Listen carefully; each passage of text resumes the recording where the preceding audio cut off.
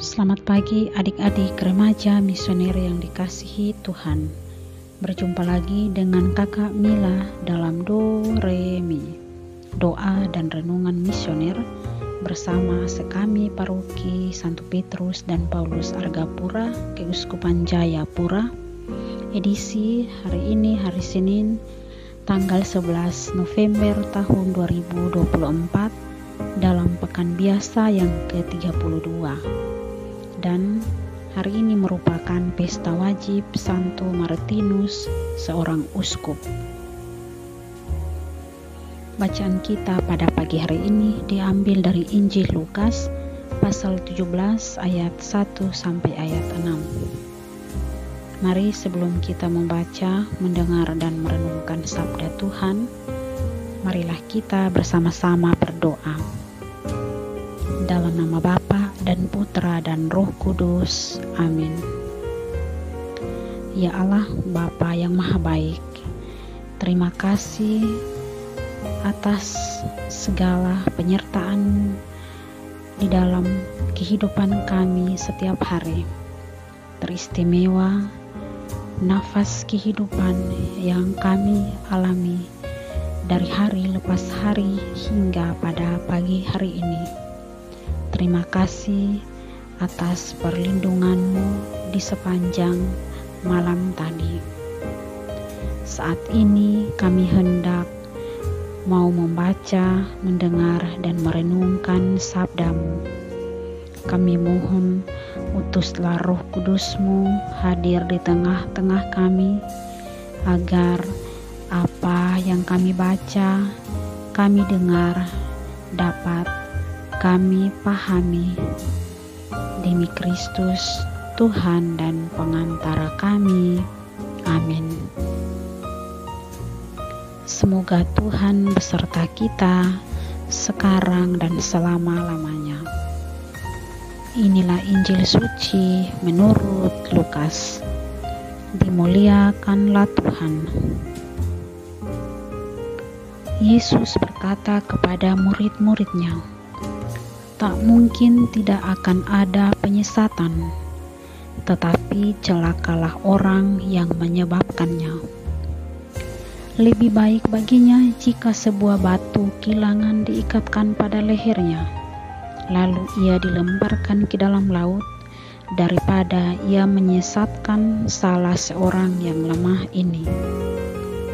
Jagalah dirimu, jika saudaramu berbuat dosa, tegurlah dia. Dan jika ia menyesal, ampunilah dia.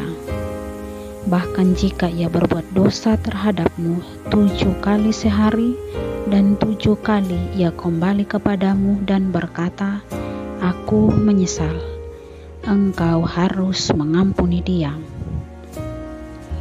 Lalu para rasul berkata kepada Tuhan, "Tambahkanlah iman kami." Tetapi Tuhan menjawab, "Jika kalian memiliki iman sebesar biji sesawi, kalian dapat berkata kepada pohon ara ini, 'Tercabutlah engkau dan tertanamlah di dalam laut,' maka pohon itu akan menuruti perintahmu." Demikianlah sabda Tuhan. Terpujilah Kristus. Adik-adik sekami dan remaja misioner yang dikasihi Tuhan, di dalam perjalanan hidup kita setiap hari yang baik kita jumpai di dalam keluarga, di dalam lingkungan sekitar kita bersama dengan sahabat, teman-teman kita. Pernahkah kita terluka, sakit hati, dan kecewa yang berat? Dan juga pernahkah kita dikhianati oleh orang-orang atau teman-teman dekat kita? Bagaimana rasanya? Yang pasti semuanya akan menyebabkan rasa sakit hati dan luka yang paling dalam. Yesus pun mengalami hal yang demikian. Yesus dikhianati dan dijual oleh muridnya sendiri, di mana murid tersebut adalah murid yang selama ini merupakan murid kepercayaan Yesus. Lalu apa reaksi Yesus? Yesus tetap mengajarkan tentang pengampunan. Injil hari ini, Yesus mengajarkan tentang pengampunan.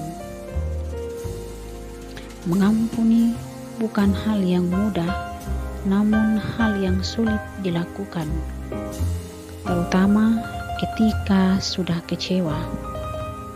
Namun, Yesus selalu menawarkan pengampunan dan belas kasihan kepada mereka yang menyesal dan bertobat. Adik-adik remaja misioner yang dikasihi Tuhan, hari ini merupakan pesta Santo Martinus, seorang uskup. Martinus lahir di Sabaria, Pannonia, atau sekarang disebut Sombatheli, Hungaria Barat, pada tahun 335 dan dibesarkan di Italia. Ayahnya seorang perwira tinggi Romawi yang kafir. Dalam suatu perjalanan dinas ke kota Amiens pada musim dingin tahun itu, Martinus berpapasan dengan seorang pengemis malang yang sedang kedinginan di pintu gerbang kota. Pengemis itu mengulurkan tangannya, meminta sesuatu daripadanya. Kasihan ia tidak membawa uang sepeser pun pada waktu itu. Apa yang dilakukan oleh Martinus? Tergerak oleh belas kasihnya yang besar pada pengemis malang itu, ia segera menghunus pedangnya dan membelah mantelnya yang indah itu. Sebagian untuk dia dan sebagian diberikan kepada pengemis itu. Ketika memasuki kota Amiens, banyak orang menertawakan dia karena mantelnya yang aneh itu. Pada malam itu juga, Yesus bersama sejumlah malaikat Allah menampakkan diri kepadanya. Dalam penglihatan itu, Martinus melihat Yesus mengenakan mantel setengah potong yang sama dengan bagian mantel yang diberikan kepada pengemis malang tadi. Kepada para malaikat itu Yesus berkata, "Martin, seorang katekumen, memberikan aku mantel ini."